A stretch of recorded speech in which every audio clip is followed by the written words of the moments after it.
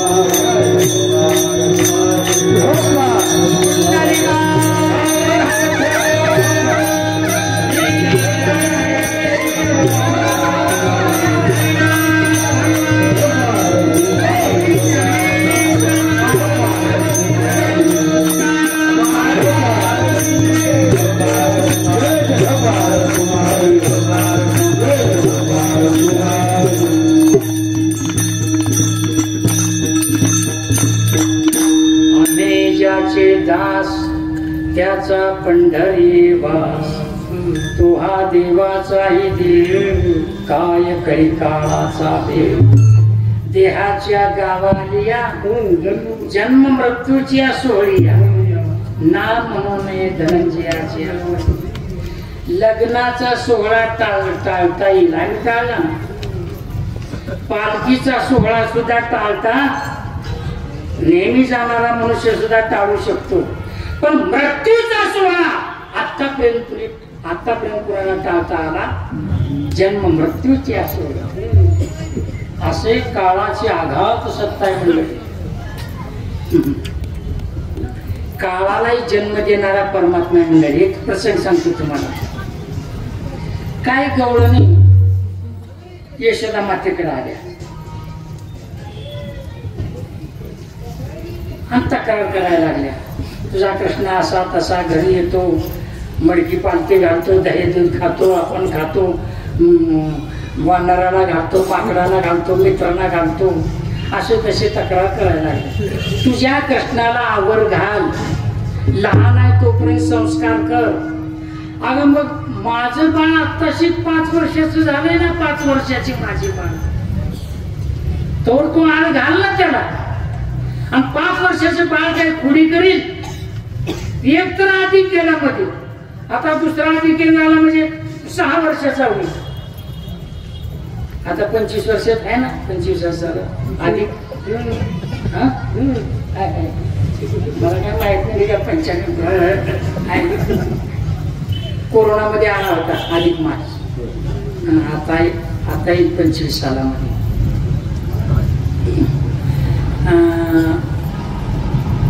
5 वर्षाचं म्हणून सांगतेस. तुझं बाळ 5 वर्षाचं आहे, तुझं मूल 5 वर्षाचं आहे, मग किती वर्षाचं आहे. एक तर आधी केला. 5 वर्षाचं आहे तुझं मूल. एक प्रौढ आणि ज्ञानी गवळण होती, ती पुन्हा पुन्हा म्हणते 5 वर्षाचं तुझं बाळ आहे. अगं 5 वर्षाचा नाही, वर्ष त्याचे. मला वाटत नाही तुम्हालाही समजलं असं म्हणून. वर्ष त्याचे, काळालाही जन्म देणारा हा काळ आहे. हो हो, तो वर्षाचा नाही, त्याच्यामध्ये सगळे वर्षे. तो काळाचाही काळ आहे मंडळी, असं उत्तर दिलेलं आहे त्या प्रौढ गवळणी एका ठिकाणी. म्हणून त्याला मी अगोदर सांगितलं एकांशेन तुझ्याकडे नैनम छिंदंती शस्त्राणी नैनम दहती पावका, असा तो परमात्मा आहे मंडळी. तो काळाचाही काळ आहे. असा काळाचा काळ त्याच्यामध्ये जन्माला येतो. काल परिच्छेद त्याला लागू पडत नाही. असो म्हणून तो हा देवाचाही देव, काय काही काळाचा देव. काय तुकाराम महाराजाकडे डोका आली. का हो तुकाराम महाराज, तुम्ही देवाचा देव देवाचा देव देवाचा देव म्हणता, याला पुरावा काय आहे? वेद जया गाती, वेद जया गाती, वेद जया गाती,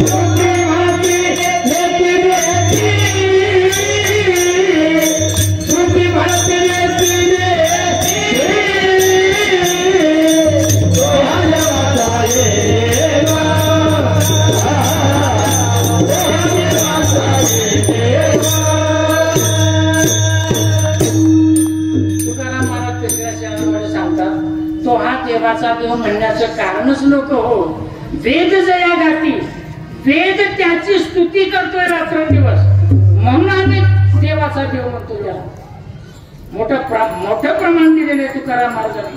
तो हा वेद जया गाती. वेद कशाला?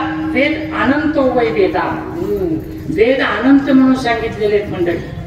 पण यज्ञाच्या निर्वाहाकरिता व्यासाने अनंत वेद याची विभागणी 4 वेदामध्ये केली. ऋग्वेद, यजुर्वेद, सामवेद आणि अथर्ववेद अशी 4 विभागणी केली. त्या 4 वेदा, या 4ला मिळून वेद असं म्हणायचं. वेद जया गाती, श्रुती म्हणती नेती नेती. आता 2दा शब्द का वापरला नेती नेती, तिसऱ्यांदा नेती शब्द का वापरला नाही म्हणते? या जगताला अधिष्ठान त्या परमात्म्याचं आहे. जगत हे परमात्म्यावर, जगत हे त्या परमात्म्यावर आध्यस्त आहे मंडळी. अधिष्ठानाचं ज्ञान झालं तर त्यावर आध्यस्त नाहीच आहे, त्यावर जगत नाहीच आहे. आपणाला परमात्म्याचं ज्ञान नाही म्हणून जगत हे जगत रूपाने दिसते. परमात्मा रूपानं जर ज्ञान झालं तर तुम्हाला जगत दिसणार नाही. म्हणून जगत, परमात्मा अधिष्ठान आहे आणि जगत हे आध्यस्त आहे त्याच्यावर. त्या आध्यस्थाचे वेदांत शास्त्राने 2 प्रकार सांगितले. एक कारणाध्यास आणि दुसरा कार्याध्यास. कारणाध्यास म्हणजे मूळ अज्ञान आणि कार्याध्यास म्हणजे संपूर्ण जगत. एका नेती शब्दाने कारणाध्यासाचा मूळ अज्ञानाचा निराश झाला आणि दुसऱ्या नेती शब्दाने त्या कार्याध्यासाचा म्हणजे जगताचा निराश झाला. तिसऱ्यांदा नेती शब्द वापरला असता तर मंडळी परमात्म्याचा निराश झाला असता. म्हणून तुकाराम महाराजांनी तिसऱ्यांदा नेती शब्द वापरला नाही. श्रुती म्हणती नेती, एका नेती, पुन्हा एकदा सांगतो, एका नेती शब्दाने कारणाध्यासाचा मूळ अज्ञानाचा निराश झाला. दुसऱ्या नेती शब्दाने जगताचा निराश झाला. तिसऱ्या नेती शब्द वापरला असता तर परमात्म्याचा निराश झाला असता. म्हणून नेती शब्द वापरला नाही तिसऱ्यांदा. श्रुती म्हणती नेती नेती. हे खरं आहे तुकाराम महाराज, आम्हाला तुमचं पटतंय, पण त्या देवाचा आमचा काय संबंध आहे? 4थ्या चरणात सांगतात तुका म्हणे नीच नीच म्हणा. तुका म्हणे नीच, तुका म्हणे नीच, तुका म्हणे नीच.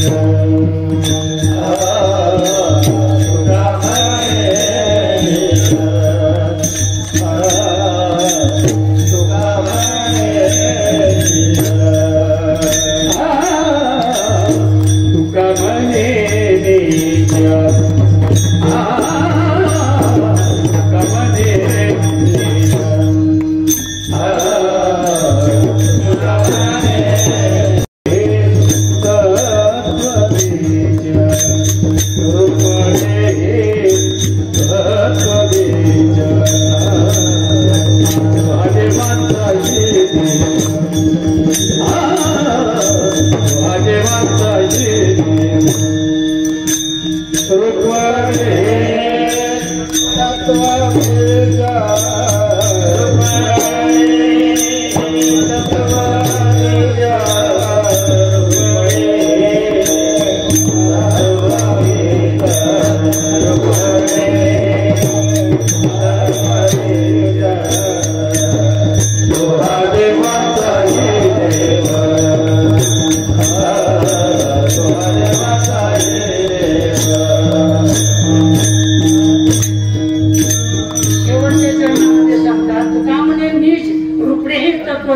लोक हो, तुम्ही प्रत्यक्ष देव आहात, तुम्ही जीव हा ब्रह्म.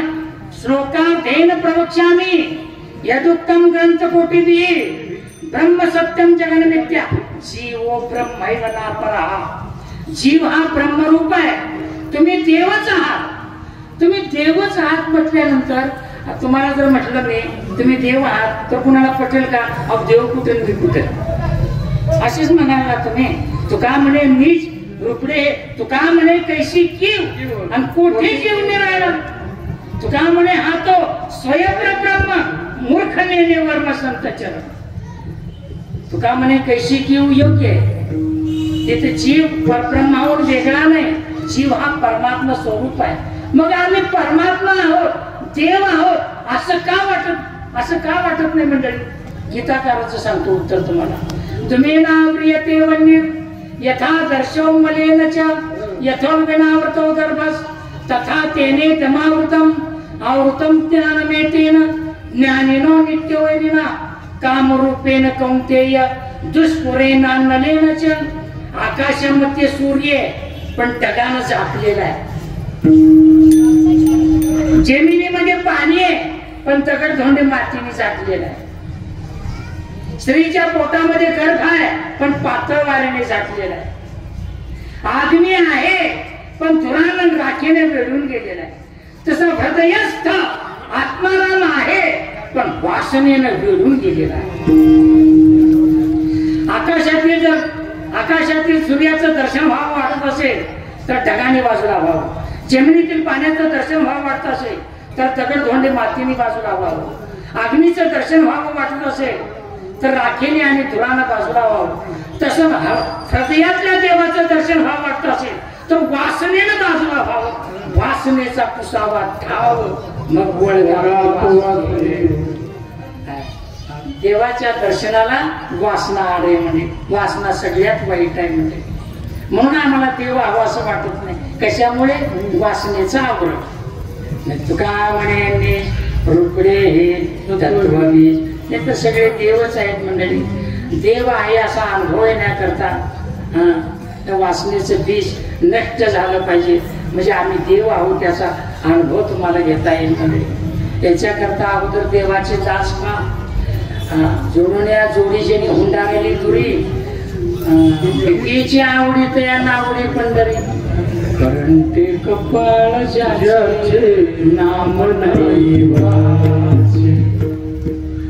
एवढा नृत्य हे सुलभ आहे, दुर्लभ असलेला सुलभ झालेला आहे. तरी पण माणसं ज्यांनी पंढरपूर पाहिलं नाही तो दुर्दैवी, करंटा आणि आभागी समजा. म्हणून त्या पंढरी रायाचे दास व्हा, काही काळाची भीती नष्ट होईल. ज्ञानेश्वर